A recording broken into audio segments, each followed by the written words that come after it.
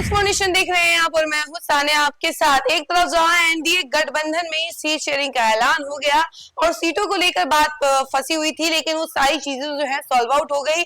अब कहा यह जा रहा है कि 100 सीटें जो है बीजेपी के पास है, तो 101 सीटें जदयू के पास है और इसके अलावा 29 सीटें चिराग पासवान के खेमे में है, तो 6 सीटें जीतन राम मांझी, तो 6 सीटें उपेंद्र कुशवाहा के पास है। देखिए इस आंकड़ा जो है अब निकल के आ चुका है और इसके अलावा बीजेपी ने अपने उम्मीदवारों की पहली लिस्ट भी जारी कर दी।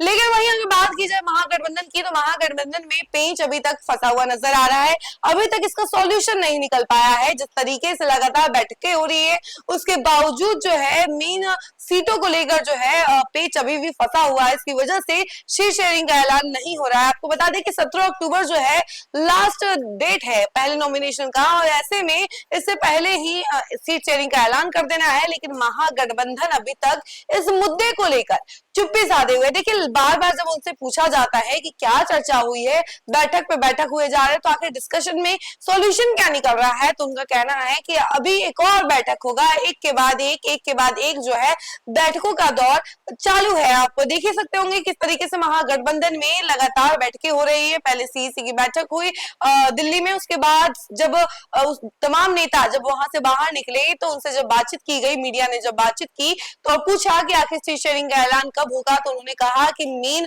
सीटों पर जो है सीईसी की बैठक में चर्चा कर ली गई है।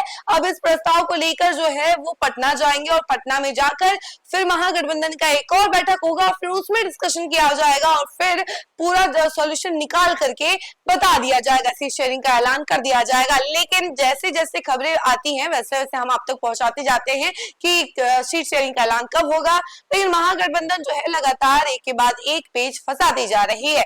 अब इसको लेकर जो है शकील अहमद भी कहते हुए नजर आ रहे हैं कि पहले हमें पटना जाने दीजिए, महागठबंधन का बैठक होगा, उसके बाद उसमें सारा चीज डिस्कशन किया जाएगा कि आखिर किस पार्टी को कितनी सीटें मिलनी है, और जो मेन सीटों को लेकर पेच फंसा हुआ है उन सीटों पर पहले गहन चर्चा की जाएगी, मंथन होगा, उसके बाद से सीट शेयरिंग का ऐलान कर दिया जाएगा। इतना धैर्य रखा है तो और भी धैर्य रख लीजिए, ऐसा शकील अहमद का कहना है। आपको बता दें कि शकील अहमद विधायक दल के नेता है कांग्रेस के, और उन्होंने ये सारी बयान जो है मीडिया को दिया है। तो इसको लेकर जो है अब सियासी जंग छिड़ा हुआ है कि आखिर कब जाके महागठबंधन का सीट शेयरिंग का ऐलान होगा, क्योंकि जिस तरीके से लगातार कांग्रेस जो है 76 सीटों की मांग कर रही है, तो वहीं दूसरी तरफ आरजेडी जो है इस मांग को एक्सेप्ट करने में बिल्कुल भी हाँ नहीं कह रही है। उनका कहना है कि 76 सीटों की मांग पूरी नहीं की जा सकती है। पहले 70 सीटों की मांग थी, अब ये बढ़कर 76 सीटें हो गई हैं।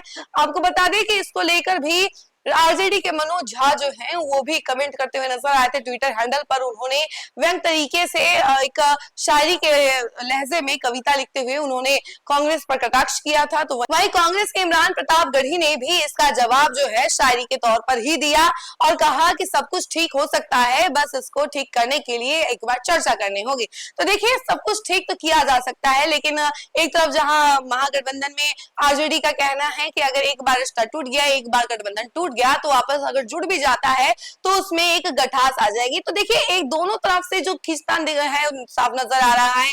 बयानबाजी का सिलसिला भी चल रहा है, मान मनोबल का दौर भी चल रहा है। एक तरफ जहां आरजेडी कोशिश कर रही है कि कांग्रेस जो है कम सीटों पर मांग जाए, तो वहीं दूसरी तरफ कांग्रेस ये कोशिश कर रही है कि आरजेडी 76 सीटों की मांग मान जाए।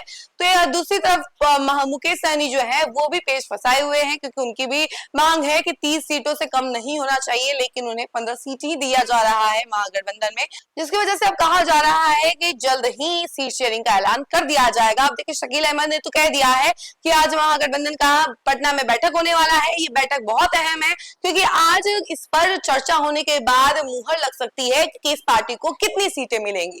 अब देखने वाली बात यह है कि क्या आज भी सीट शेयरिंग का ऐलान हो पाता है या फिर हर दिन की तरह आज भी टल जाता है। खैर इस अपडेट में तो फिलहाल के लिए इतना ही। ऐसी तमाम अपडेट के लिए आप हमारे साथ जुड़े रहे और देखते रहे न्यूज़4नेशन। धन्यवाद।